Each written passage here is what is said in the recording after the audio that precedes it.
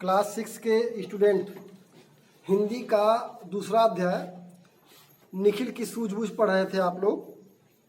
और उसमें आपने अब तक जो पढ़ा है कि निखिल और निकिता नाम के दो बच्चे जो शहर के जाने माने नागरिक डॉक्टर दीपक प्रकाश के बच्चे थे, दोनों का अपहरण हो चुका था और दोनों जो है अपहरणकर्ताओं के चंगुल में थे।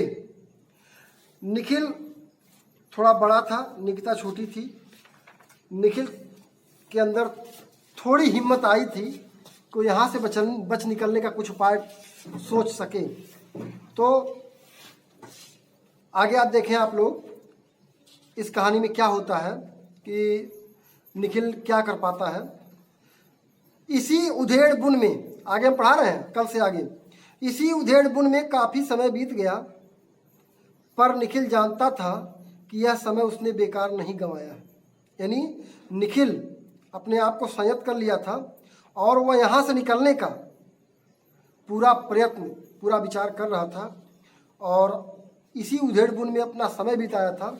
लेकिन उसे लगा कि जो मैं समय बिता रहा हूँ ये व्यर्थ नहीं जाएगा। इस बीच उसने अपनी मुक्ति के लिए जो योजना सोची थी उस पर अमल करने की भी उसे अब जल्दी थी। यानी उसे क्या करना था आगे देखें। इसी सिलसिले में उसने निक्कर की जेब में पड़ा हुआ 10 रुपए का अपना इकलौता नोट हाथ डालकर निकाला। यानी उसके निक्कर की जेब में 10 रुपए का एक नोट था, उसको निकाला और फिर दोनों हाथों से फाड़ कर उसके 2 टुकड़े कर दिए। दोनों हाथों से फाड़ कर इसके उस नोट के 2 टुकड़े किए। अरे अरे ये क्या किया भैया? नोट को फाड़ते हुए देख निकिता चौंक उठी। यानी उसकी बहन निकिता चौंक कर बोली, भैया ये क्या कर रहे हो? उसकी आवाज़ शायद कुछ ऊंची हो गई थी, इसलिए निखिल ने फुर्ती से ओठों पर अंगुली रखकर उसे चुप रहने का संकेत किया। यानी निकिता थोड़ा तेज आवाज़ में बोल बैठी थी और बाहर सुन सकते थे वो लोग। फिर ओठ पर अंगुली रखकर चुप रहने कहा, आवाज़ मत करो, बोलो मत, देखती जाओ चुपचाप मैं क्या करता हूँ।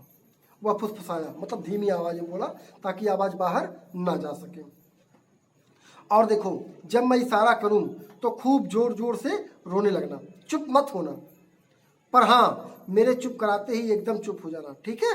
अपनी बहन को समझा रहा है कि हम एक योजना बना रहे हैं और उस योजना में तुम्हारा भी जो है सहयोग होगा, तुम्हारी भी भागीदारी होगी। जब मैं तुमसे कहूँगा कि तुम जोर जोर से रो तो रोने लगना, हाँ मेरे चुप कराने पर ही चुप होना। और निकिता ने हामी भरने पर मानो वह अपनी योजना की सफलता से पूरी तरह आश्वस्त हो गया। जब निकिता ने कहा ठीक है मैं वैसा ही करूंगी, तो वह एकदम बिल्कुल आश्वस्त हो गया कि मेरी योजना कारगर साबित होगी। इसी बीच दोपहर के खाने का समय हो गया। दोनों बच्चे जानते थे कि अब बड़ी कोठरी के किवाड़ खुलेंगे, फिर रोज की तरह उनके आगे एक थाली सरका दी जाएगी, मतलब भोजन उनको मिलता था। थाली में जो होगा वह भी उन्हें पता था क्या मिलेगा खाने में। एक प्लेट में 4 रोटी, दाल, थोड़े से चावलों पर रखे प्याज के कुछ टुकड़े, बस इतना ही भोजन उनको मिलता था। इस बार जैसे ही थाली रखकर कोठरी का दरवाजा वापस बंद हुआ, निखिल ने फुर्ती से कागज की एक पतली पट्टी पर चावल के कुछ दाने रगड़कर फटे हुए नोट को उससे जोड़ दिया। जो नोट फाड़ा था उसको चिपका दिया। इसके बाद उसने प्याज को कुचलकर उसका रस निकाला, प्याज को कुचलकर उसका रस निकाला। फिर कोठरी के कूड़े कबाड़े में से माचिस की पुरानी तीली ढूंढकर उसके सहारे नोट के सफेद भाग पर उस रस से कुछ लिखा, प्याज की रस से। देखिए कितना चालाक बच्चा, कितना दिमागदार बच्चा था। संकट के समय उसने एकदम धैर्य का परिचय देते हुए अपनी योजना को बना रहा है और नोट को सूखने के लिए एक ओर रख दिया। इस बीच काफी समय तक बाहर वाली कोठरी के खाने पीने के साथ की जाने वाली चकचक की आवाजें आती रहीं और फिर कुछ देर के लिए शांति छा गई। मतलब बगल वाले कमरे में वो अपना अपराधी जो थे, अपहरणकर्ता, वो सब अपना खा पी रहे थे और आपस में बातचीत कर रहे थे, वही आवाजें आ रही थी। अंधेरा होने से थोड़ा पहले चारों अपहरणकर्ताओं ने बैठकर निखिल से अपने माँ बाप के नाम पत्र लिखवाया।